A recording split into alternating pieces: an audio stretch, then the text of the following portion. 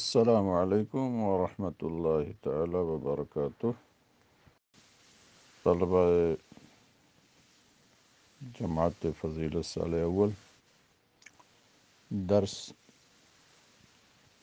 صحیح الترمذی۔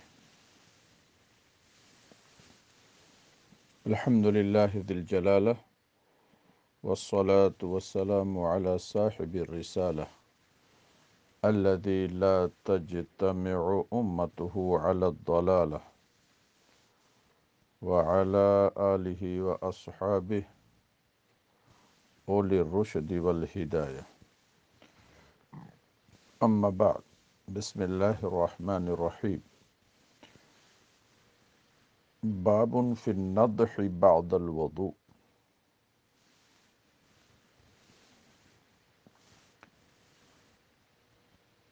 یہ باب اس سلسلے میں ہے کہ وضو کرنے کے بعد پانی کا چھینٹا مار لیجئے،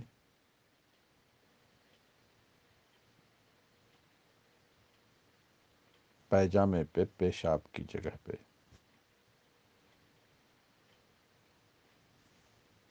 تاکہ وسوسہ کہ کہیں پیشاب کا قطرہ تو نہیں نکل گیا ہے، شیطان وسوسہ ڈالتا ہے،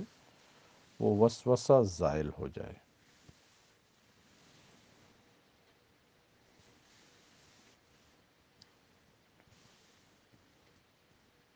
اور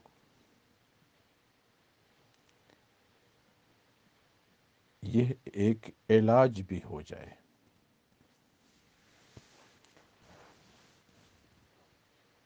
ویسے نضح سے متعلق ائمہ حدیث نے 4 معانی بیان کیے ہیں۔ ایک یہ ہے کہ وضو میں نضح کرو، یعنی پانی باقاعدہ اعضائے وضو پر بہاؤ، مسح سے کام نہیں چلے گا، غسل ضروری ہے، غسل، یہی ہے نضح، یعنی پانی بہاؤ۔ دوسرا معنی یہ بیان کیا ہے کہ جب وضو کرنا ہو تو آپ پانی سے استنجا کر لو، صرف ڈھیلے سے کفایت نہیں کرے گا، بلکہ ڈھیلے سے کرنے کے بعد پانی سے بھی کر لو، تاکہ کسی قسم کا وسوسہ نہ رہ جائے بعد میں۔ تیسرا معنی یہ بیان کیا گیا ہے کہ استبرا کر لو، نضح یعنی استبرا کر لو، کہ ران پہ ران مارو یا کھڑے ہو کے تھوڑا سا کھکھارو کہ قطرے جو پیشاب کے ہیں وہ رکے نہ رہیں، وہ نکل جائیں۔ چوتھا معنی یہ ہے جو شروع میں ہم نے بتایا کہ وضو کے بعد پانی کا چھینٹ مار لو آگے کے مقام پہ۔ اور بعد الوضو کا لفظ اس پر قرینہ ہے کہ یہی چوتھا معنی، یہی راجح ہے۔ جن لوگوں نے وہ معنی بیان کیے انہوں نے بعد الوضو کا مطلب یہ کیا کہ جب وضو کرنا ہو تو یہ بعد اور قبل کا لفظ توسعاً بول دیا جاتا ہے۔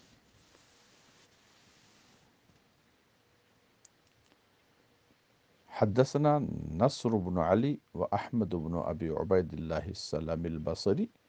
قال حدثنا ابو قتیبہ سلم بن قتیبہ عن الحسن بن علی الحاشمی عن عبد الرحمن عن ابی ہریرہ عن النبی صلی اللہ علیہ وسلم قال جاءنی جبریل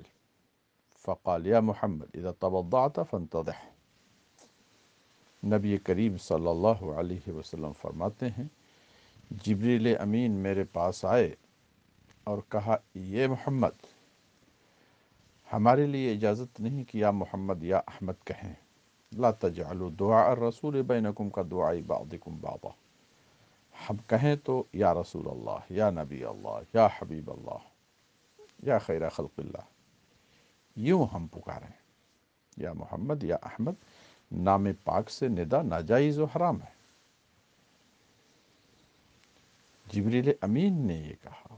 اللہ عز و جل کے ارشاد کی نقل کیا، اور جب وضو کرو تو پانی چھڑک لیا کرو تاکہ اس سے وسوسے دفع ہو جائیں۔ مگر مجدد اعظم امام احمد رضا قدس سرہ نے فرمایا، انبیاء کے لیے وسوسہ کیا، وہ بھی سید الانبیاء، وہاں وسوسہ کیا؟ مصطفیٰ کریم کا یہ ایسا عمل کرنا یہ تعلیم امت کے لیے تھا، امت ایسا کرے تاکہ وسوسے میں نہ پڑے۔ اور بعض روایتوں میں ہے کہ جبریل امین نے خود پریکٹیکلی طور پر کر کے دکھایا صورت انسان میں، تو وہ بھی صرف یہ تاکہ امت کو ایسے تعلیم دی جائے، ورنہ فرشتے بھی اس سب سے پاک ہیں۔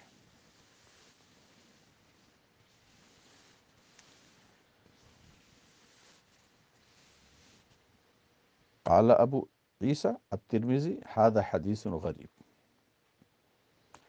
اور یہ بھی کہا کہ میں نے اپنے شیخ محمد ابن اسماعیل بخاری کو فرماتے ہوئے سنا کہ حسن ابن علی ہاشمی یہ منکر الحدیث ہیں، یعنی یہ ثقہ نہیں ہیں، اور اس روایت میں یہ ان کا تفرد ہے۔ غریب کی وجہ بھی یہ ہے۔ اور اس باب میں ابو الحکم بن سفیان ابن عباس، زید ابن حارثہ، ابو سعید خدری رضی اللہ عنہم سے بھی روایت ہے یہ مفہوم۔ بعض محدثین فرماتے ہیں سفیان بن حکم ہیں یا حکم بن سفیان ہے۔ اضطراب اس حدیث میں ہوا ہے، یعنی اس حدیث کی سند میں وہ مضطرب رہے۔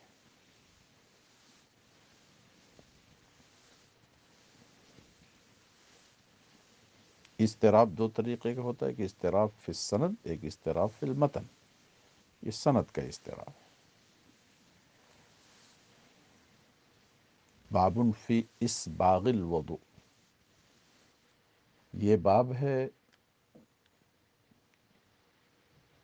اسباغ وضوء میں۔ اسباغ باب فعال یعنی اکمال،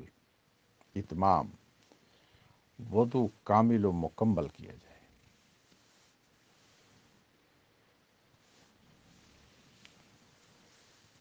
اب وہ اسباغ تین طریقے کا ہے۔ ایک اسباغ فرض ہے، وہ یہ ہے کہ محل وضو، محل غسل کو پورا استیعاب رہے، پورا گھیرا رہے، کوئی بھی ایک بال برابر بھی چھوٹنے نہ پائے، یہ فرض ہے استیعاب، یہ بھی اسباغ ہے۔ اور ایک اسباغ ہے سنت، وہ یہ ہے کہ 3 بار اعضائے مغسولہ کو دھویا جائے، یہ بھی اسباغ ہے۔ تیسرا اسباغ ہے مستحب، وہ یہ ہے کہ جو موضع غسل ہے اس کو تھوڑا بڑھا کر کے اور دھوئیں۔ مرفق ہے تھوڑا مرفق کے اوپر سے دھوئیں، کعب ہے تھوڑا کعب کے اوپر دھوئیں، اس طریقے سے تھوڑا بڑھا بڑھا کے دھوئیں، مستحب، کسی طریقے کا کوئی کمی نقص کا شائبہ نہ رہ جائے۔ اسباغ الوضو۔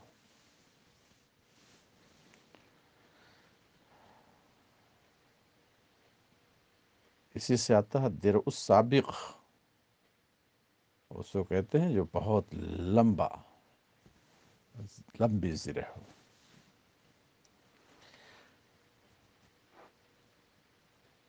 یعنی اپ لپ جھپ لپ نہ وضو میں کیا جائے، ذرا اطمینان سے قاعدے سے وضو کیا جائے۔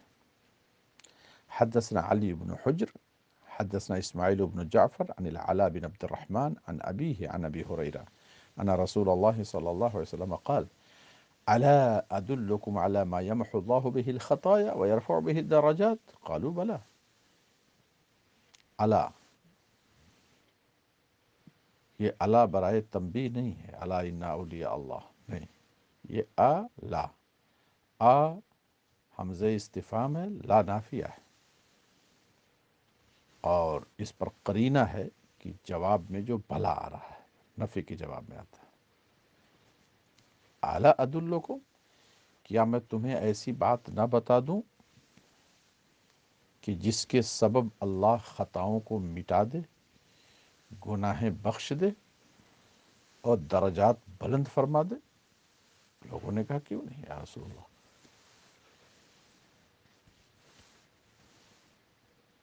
فرمایا اسباغ الوضوء علی المکارہ کامل وضو کرنا تکلیف کے وقت مکارہ مکروہ کی جمع ہے یا مکرہ کی جمع ہے کہ مشقت کے وقت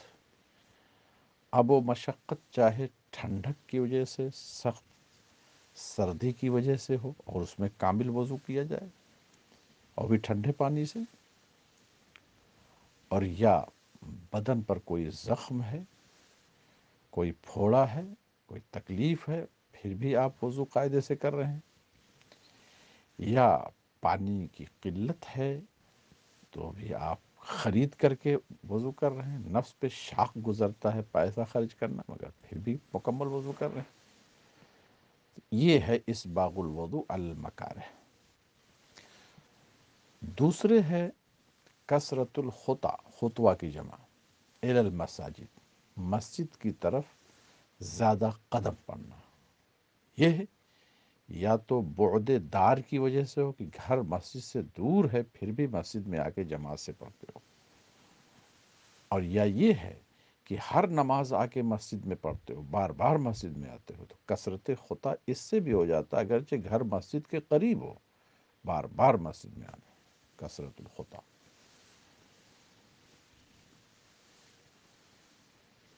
اور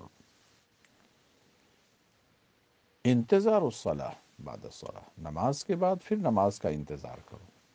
یا تو نماز کے بعد نماز کے وقت کا انتظار کرو کہ دوسری نماز کا وقت ہے یا نماز آپ نے سنت نفل پڑھ لیا ہے اب جماعت کا انتظار کر رہے ہو دونوں مفہوم اس میں یا آپ مسجد میں بیٹھے ہوئے نماز کا انتظار کر رہے ہو یا مسجد سے نماز پڑھ کے چلے گئے ہو اپنے کاروبار میں ہو مگر نماز کا انتظار کر رہے ہو دل معلق ہے یہ انتظار الصلاح میں یہ سارے پہلو ہیں فرمایا ایسا جس نے کیا فذالکم الرباط یہ سرحد پر گھوڑا جہاد کے لیے باندھنے والا ثواب ہے یا سرحد پر جہاد کے لیے تیار رہنا اس پہ جو ثواب ہے وہ ثواب ہے ذالکم الرباط یا ذالکم الرباط اے ذالکم افضل الرباط یہ افضل جہاد ہے اور ایک ہے جہاد یہ بھی کہ نفس کے ساتھ جہاد کریں تو اب اسباغ الوضوء علی المکارہ کثرت الخطا الی المساجد انتظار الصلاح بعد الصلاح یہ نفس پہ سب گراں گزرتا ہے نفس کو دبانا پڑتا ہے اور نفس کی مخالفت کرنا یہ بھی جہاد ہے یہ تو جہاد اکبر ہے نفس سے جہاد ذالکم الرباط حدثنا قتيبة قال حدثنا عبد العزيز بن محمد عن العلاء نحوه اور مثلہ کا فرق بتایا کہ روایت بالمعنی ہو تو نحوه کہتے ہیں اور کبھی نحوه اور مثلہ ایک معنی ہی میں استعمال ہوتا ہے قال قتيبة فی حدیثه ان کی حدیث میں ہے ذالکم الرباط فذالکم الرباط فذالکم الرباط ثلاثا 3 مرتبہ یہ ہے تاکید کے لیے اہمیت بتانے کے لیے، اس کی عظمت شان بتانے کے لیے تکرار کیا، یا مصطفیٰ کریم صلی اللہ علیہ وسلم کسی بات کو سامع کے ذہن میں خوب بٹھانا ہوتا تھا، تکرار فرماتے تھے۔ اس باب میں حضرت علی، عبداللہ ابن عمر، عبداللہ ابن عباس، عبیدہ کہا جاتا ہے، وہ عبیدہ بن عمر ہے، اور عائشہ صدیقہ، عبد الرحمن بن عائش، حضرت انس بن مالک رضی اللہ عنہم، ان سب سے روایات ہے۔ ترمذی فرماتے ہیں دفع دخل مقدر کہ حضرت ابو ہریرہ کی حدیث کو صراحتاً ذکر کیا، بقیہ ضمناً۔ یہ کیوں کہہ رہے ہیں؟ ابو ہریرہ کی حدیث حسن صحیح ہے، اور علاء بن عبد الرحمن وہ ابن یعقوب جوہنی ہیں، یہ محدثین کے ہاں ثقہ ہے،